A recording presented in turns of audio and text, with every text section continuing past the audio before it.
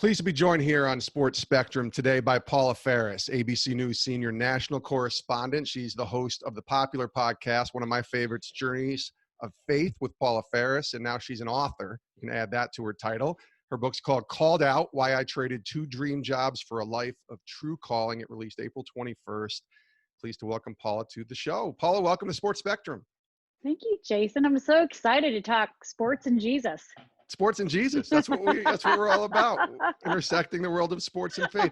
You know, I wanted to ask you before we get to that, this has got to be, and you've been doing these interviews now for a little while with the book, but is it weird to be on the other side and being asked the questions? Because you call yourself, and you've been saying your family, I read it in your book, has been saying that you've been the inquisitive one since you were little. Oh, yeah. And so you're in the perfect world of interviewing people, and now you're being interviewed. Has this been a little weird for you? I will say it was weird at first, and it's disconcerting.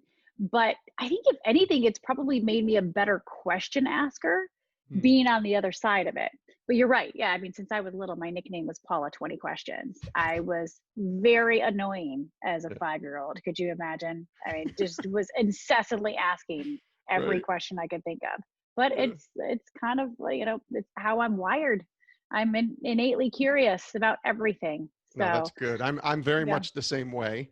In fact, my wife tells me, "Why are you so curious?" Why, she calls it nosy. Why are you so nosy about everybody else? I'm like, I'm just generally curious about people. Yeah. And like No, to we're questions. nosy. No, we're nosy. We're nosy. Let's But just we say just found a way. Yeah, we just found a way to make a living off of being nosy, right? That's right. We have. It's a beautiful thing. And I love now that you and I have not only the in common of being in media, but we both are authors. And now this is a new venture for you, writing your life down into a book. And it's a really good one. I spent just the last couple of days reading it, and I was Thank you. really impressed with what you wrote and loved your transparency. I know how hard that can be.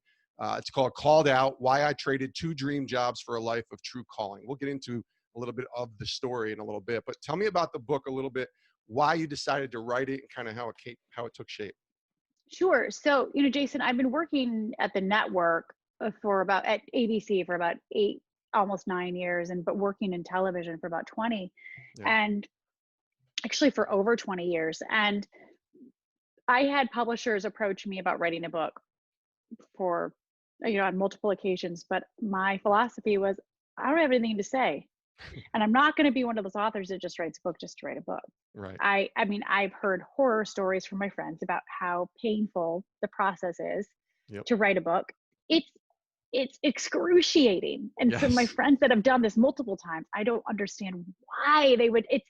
It's terrifying. It's like birthing a child, like this prized child, and then handing it over to strangers. You're not sure if these strangers are going to love it, appreciate it, support the child. But I will say, anyway, I didn't want to write a book just to write a book, Jason. But when I stepped away from Good Morning America weekends and from The View, you know, a little less than 2 years ago, and I felt that subsequent loss of identity afterwards, because I didn't know who I was outside of work and outside of doing, I really felt God wanted me to write about that. And so that's why I wrote the book. I felt like God gave me something to say, gave me this message, and I'm just being obedient. Yeah. And I love that. And that's part of what this book is about, is being obedient, not only in writing a book, but just in following the call to walk away. I love how you start the book with literally saying how you're basically killing your career by having this conversation with your boss. Can you just share a little bit about that? Yeah. The first line of the book is, there's no rational way to kill your career. And that's kind of what I felt like I was doing, but I really felt like God was calling me out of a space where I was addicted to my job. And I worked my way up. I worked super hard. I leaned in. I did everything I was told to do, everything church told me to do to find this one thing I was supposed to do. I did what society told me to do to find this one thing that I was supposed to do. And I burned out. I still loved what I did, but I was so addicted to it and addicted to the high and accomplishment that I didn't see, you know, the dumpster fire around me that it was creating, the professional high, personal low. Relationships were awful with my husband, my kids, health was suffering, wasn't going to church. So these professed values of mine are clashing with the choices that I'm making professionally and personally. And I was like, I don't think God called me to this space to see everything that I love and everything that I hold dear, or at least profess to hold dear, go up in flames. On the other hand, I was like, but God, why'd you call me to this place only to ask me to step away and fail so spectacularly? So is this reconcile these emotions of burnout, but also anger with God for calling me out of a space where I really, I thought, I've worked my whole life. Why would I do this now? Why would I walk away from it? Yeah. So, Paula Faris is our guest here on Sports Spectrum. Let's intersect the conversation with sports. I know uh-huh. you're excited about that. And sports is not only a big part of your life as a fan, but even professionally for a little while there. Can you kind of tell us about the journey that you've taken, the Sure. early parts of the journeys of Paula Faris, if you will, to steal your podcast title, and tell us about No. sports and how much it's impacted your life? Yes. Well, all I need to tell you, growing up just outside of Ann Arbor, my family went, pretty much my whole family went to Michigan. My first imaginary boyfriend was Jim Harbaugh. Does that tell you anything? Tells me a lot. Yeah. Okay, 10 years old. I've since lost that infatuation, since, beating Ohio State would go a long way, but Yes. can't seem to do that. But grew up in a sports, at least my dad was a huge sports fan, a huge Michigan fan. And so that's really how I fell in love with sports to begin with. I love Michigan football, always have, always will. And in college, when I went into broadcasting, just most of our curriculum was sports production related. So, working at the Olympics, working with, local hockey teams, and, producing all of the men's home basketball games, which is how I met my husband, who played college basketball, was a Mm-hmm. college basketball All-American. So I married into sports as well. But when I was out of college a couple of years and decided to, I kind of veered off and did video production and radio sales and was trying to figure out my niche in the broadcasting world.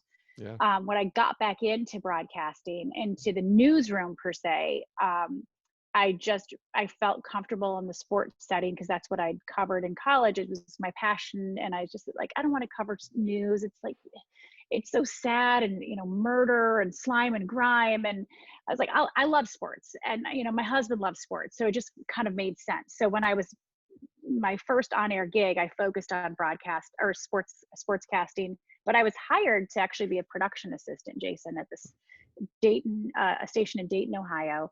Yeah. I was hired to be a PA making $7 an hour, but because I knew how to shoot, edit, produce, write, I put together my resume reel, shot it, everything by myself, handed it to the news director, and he gave me some great feedback and said, make another tape, I'll consider it. And he put me on the air. So I started really, my news career was started in sports, in sports broadcasting. And I worked in Dayton, Ohio. And then I was the weekend sports anchor in Cincinnati for 3 years. And then I went to Chicago and I was one of the main sports anchors in Chicago for 6 years.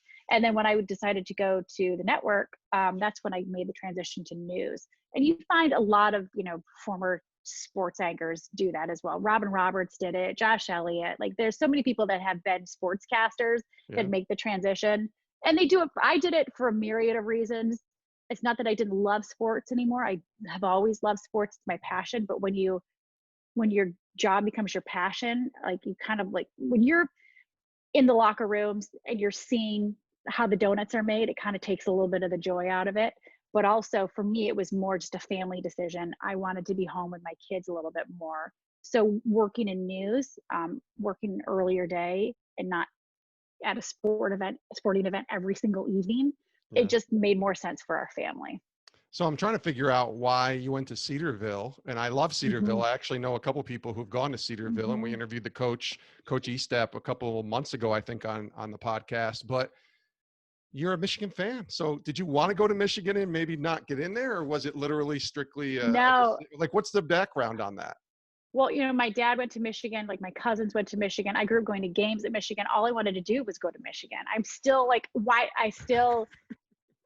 I'm trying to think, how could I get an honorary degree? I know I could get my master's. My dad wouldn't let me go. I was the youngest. He thought that I would get in a ton of trouble because my dad he got in a lot of trouble in college. He assumed that I was going to get in a lot of trouble. So he said, he told me I need to go to a small Christian school. So that's how I ended up going to Cedarville. It's a small Christian school, 4,000 students. We didn't have a football team. And then I ended up living in Columbus for 4 years. But 12 years I was in Ohio, but my philosophy was I was a missionary trying to spread the good word of the Wolverines in Buckeye territory. But when I was in Columbus, those were the good old days where like we totally had Cooper's number, and Yes. Michigan owned the rivalry. And now we're just like, I have no words to even, I don't think we'll ever beat Ohio State again. It's harsh. I have no confidence. Wow. It's like literally Michigan could go for whatever, 10 or 11 before they play Ohio State. And that could be the only win out of the year. And I would be content with that. That would be it. You didn't dare go into the horseshoe though with a maize and blue shirt on though, did Oh, you? yeah, I did. You did. I did. And you Yes, I survived to did. tell it. I survived. Yeah. Yep. It There's was actually it was good times. there's a really good story that you share in your book too. I know you lost your dad last year and you write poignantly about that, very openly. And it was really wonderful to see you write that way so beautifully about your last few months with him. But one of the things that you did, which I thought was such a great story, I have my dad still, but I can relate to the kind of common bond and having a chance to go to a game. And you took your dad Mm, to Michigan Stadium for one last game, didn't you? yeah, I Tell did. us about that. I get so teary-eyed thinking about it. Just that was our thing, was going to games growing up. Saturdays, if we weren't at the stadium, we watched the games Yeah. since I was little, like 6 or 7 years old. My dad was, again, like that's the reason I went into sports broadcasting, because my love for Michigan football. I remember, being a teenager, and when you walk into the stadium, you're getting the depth chart and you're looking at all the different positions. I was like, Dad, what's a DB? What does that stand? What does SS mean? Like, he's explaining to me the nuances of football. Yeah. It's always been our thing. And even when I graduated high school, and was in college, and after college, I would go home and my dad and I would try to go to a game every year together. And it became more difficult when I started working weekends at ABC. But Sure. that was our thing, was Michigan football. And so my dad had a stroke the summer of 2018 and was unable to speak or swallow or eat or drink. It was awful, paralyzed on one side. And once we kind of knew that he wasn't going to recover, I said, I got to take him to one more game. And so it was tough because he's on a feeding tube. But I flew back from New York, and or I flew in from New York to Michigan, and we rented a specialized vehicle that could get him in. He was in a wheelchair, Yeah. and we had to time it with the facility that he was in, because he wasn't going to get anything to eat or drink the entire time. And my brother-in-law, I needed somebody to assist my brother-in-law, who went to Ohio State, by the way, but he's a physician. Okay. um, he said that he would go with, just to help. And it was it Thanksgiving time? It was in November. And so my brother-in-law and I took my dad to a game. That's And cool. yeah, it was just, I mean, any other game, any other time, my dad just would have been, singing the fight song. And at this point, he knew where he was, but he there were other complications going on, with him. And it's not exactly how I wanted it to go down, or it wasn't the exact reaction, but he knew he was there. He sang a little bit. Yeah. It, but just having that memory of taking my dad to one final game, that was like, for me, it was full circle. Yeah. Because yeah, when I think about my dad, that's what I think about. I think about that special bond. Yeah. No. Michigan football, that was our thing. And so just to be able to kind of close the loop on that was really special to me. Well, thank you for sharing It that. was And awesome. It was really again, great. you wrote so beautifully about that in your book too. It's called Called Out. People should go get it and read a little bit more about Paula's story, and certainly her relationship with her father. Have you been able to pass down that love of the maize and blue Mm. to your kids? I've tried. Yeah. I've tried, but Successfully, unsuccessfully. I've Well, tried, but like Rich Rodriguez, Brady Hoke, and oh, Jim Harbaugh aren't helping the cause. It's hard to pass down that love when they can't beat Ohio State. yeah. No, but my kids will not watch a game when they can't be in the same room when I'm watching a game. Really? You kick them out, Yeah, or they just don't enter. they just know that mommy turns into a different person. Wow. So yeah, mommy loses a little bit of her Christianity when she watches Michigan football. I understand that. So Yeah, yeah. I mean, I don't know if you have that experience. That sports does, like, it just can possess you in some ways. But my kids are better off not watching me watch a football game. They just are. But no, my daughter Caroline, she says that she's going to go to Michigan. But my husband grew up in Indiana, so my Okay. sons are like Indiana, Notre Dame, Hmm. Michigan, and my husband's a big basketball player, so of course he wants the boys to go to IU. I We'll see understand. what happens. We'll see what happens. All So right, all right. Well, we'll be yeah. keeping you in our thoughts and prayers, Paula Faris. I Thank want to you. pivot actually a little bit, talk to you about being a believer in the workplace. That's something that I know for me, I just was curious for you because that was a struggle for me for many years at ESPN. And I'm wondering sort of the navigating of living out your faith in a place like ABC, maybe encouraging our listeners too, because I know Yep. so many people who listen are certainly sports fans who love Jesus, but they're working in a vocation that isn't, ministry or in a church setting. And it's a Mm, struggle for a lot of us to just be open about our faith without, walking around with a big cross on our shirt and a Bible in our yeah. hand, telling people to Mm, repent. Like, we get fired if we did that. So can you kind of share hmm a little bit of what you learned in navigating kind of being a believer certainly in a large place where everybody's watching like ABC? Yeah, I think it's important to show up as your true self. And that's one of the reasons I started doing a faith podcast. Faith is important to me. Um, but if people don't see your love for one another, Yeah. if they don't feel that you love them and that you're just judging them, they're not going to listen to anything that you have to say. So I think you just lead with love. But it is important to show up as your true self. You don't have to show up wearing a big gold cross, but if you lead with love and people can see a difference in you, they can see that there's a light in you. Shine your light. Light shines in the dark places, right? Yeah. Show up as your true self. Then you encourage other people, whether they're Muslims or Jews or Buddhists or Sikh or agnostic, atheist, whatever, to show up as their true selves. Then you start having really great conversations with other people, respectful conversations, talk about cultures and traditions that are really important to you.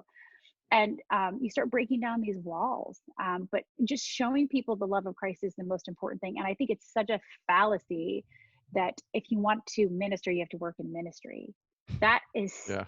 like, that couldn't be farther from the truth.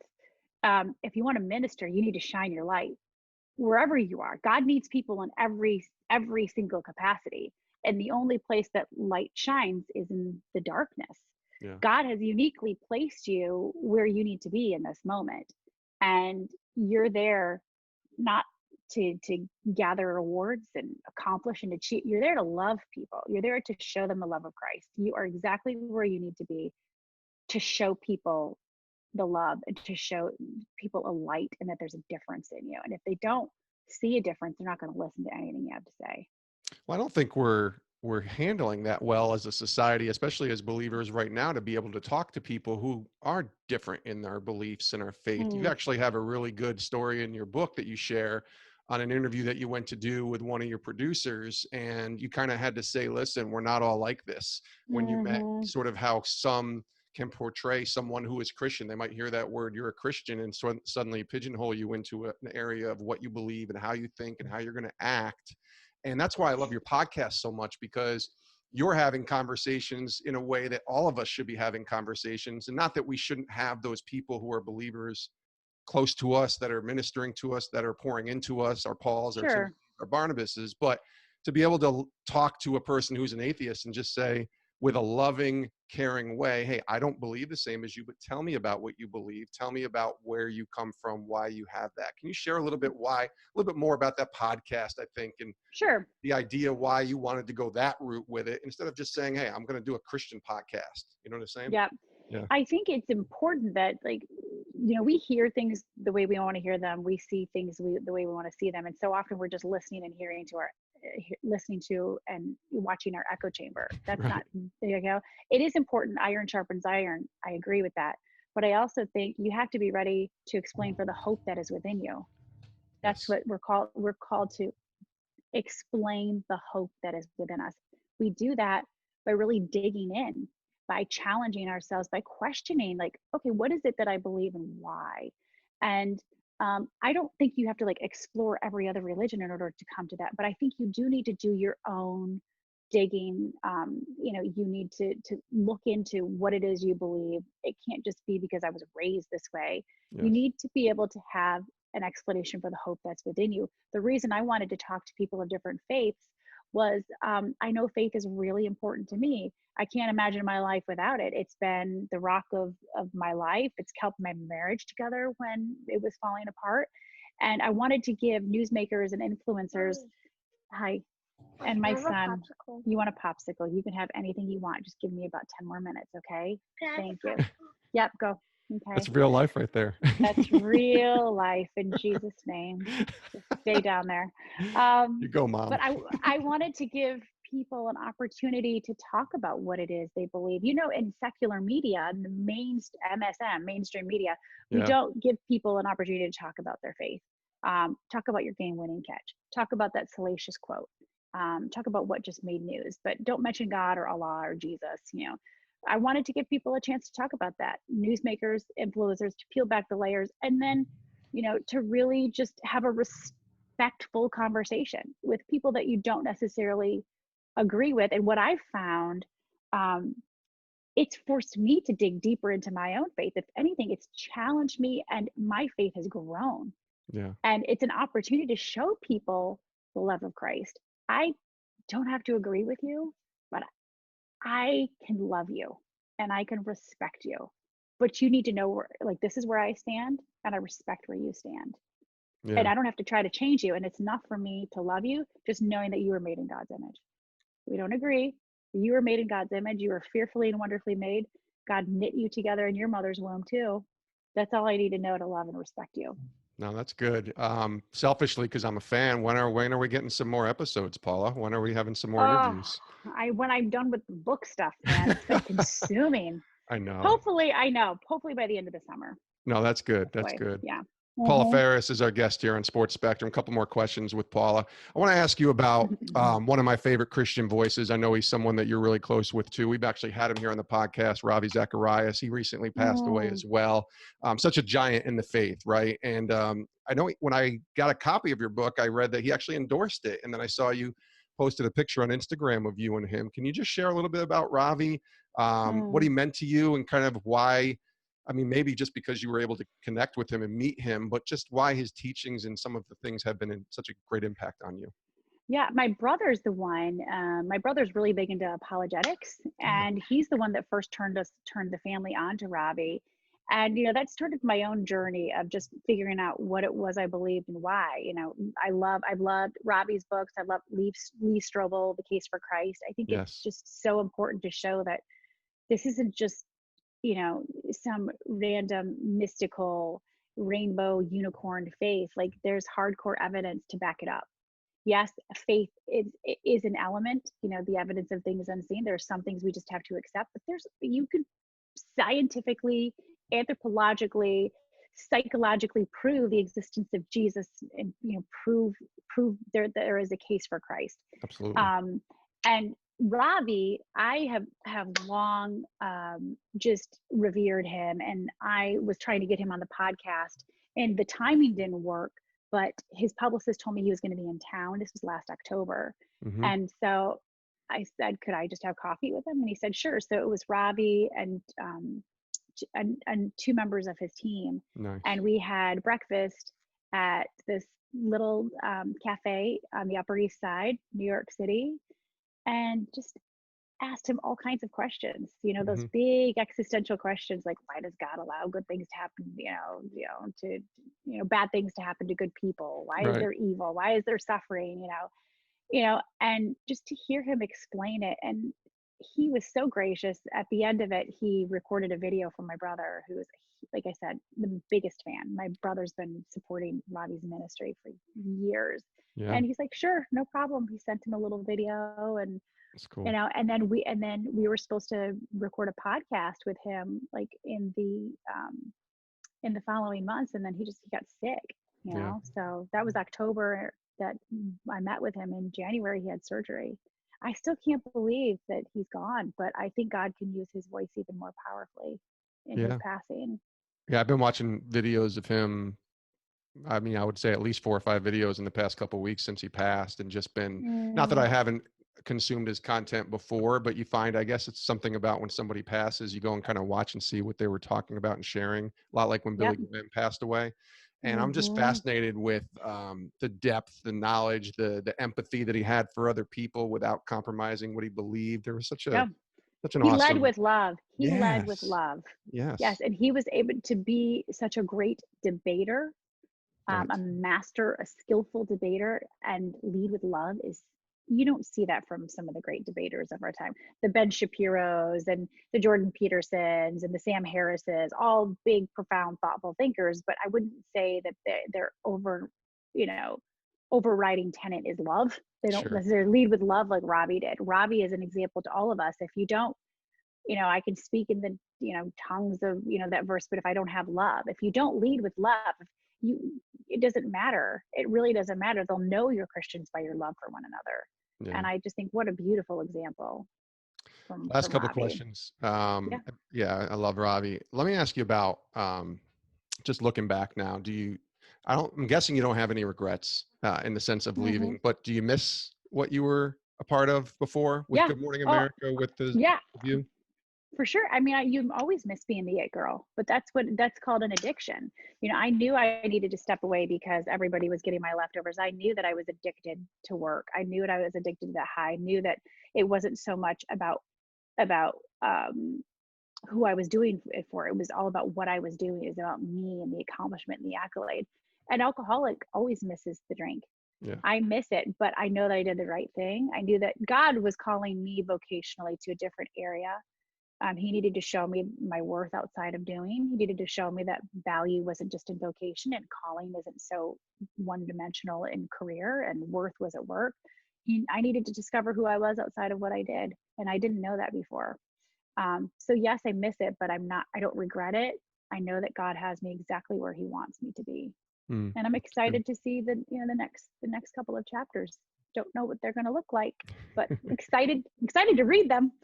Yeah. In all your ways, acknowledge me and I'll direct your Yes, path. Like, exactly. thanks a lot. Yeah, Tell me a little exactly. bit about what this path is, Yeah. God, right? Could I at least see the chapter title?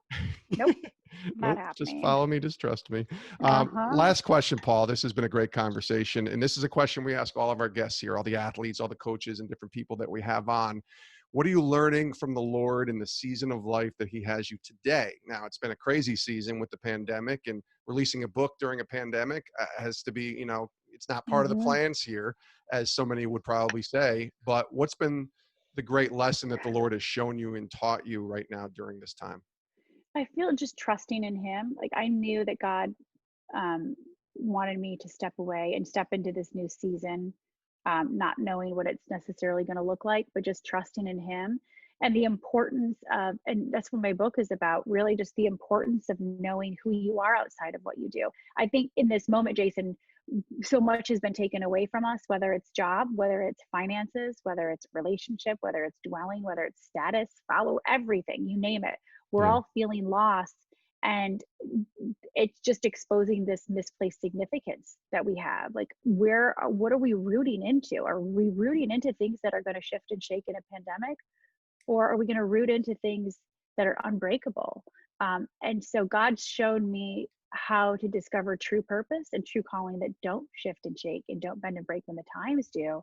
And I'm grateful for that. I went through my own personal crisis, and that's the reason that I stepped away. But we all have this opportunity. And yes, tragedy and opportunity can coexist. And we can feel loss, but we can also feel opportunity. We've been given an opportunity to reset if we want, and that is a gift. That doesn't diminish the loss that we're feeling, doesn't diminish the tragedy of the moment, whether it's personal or not.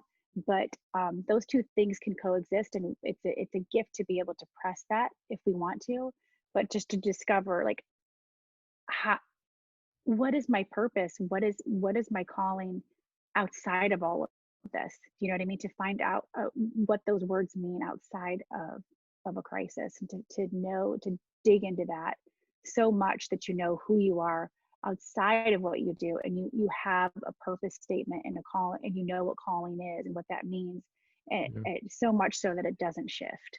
So I'm grateful for that. I'm really grateful for that.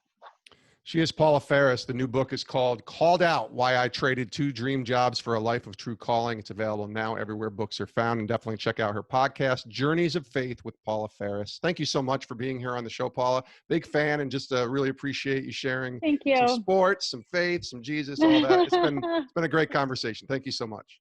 Thank you. Go Blue, and God bless.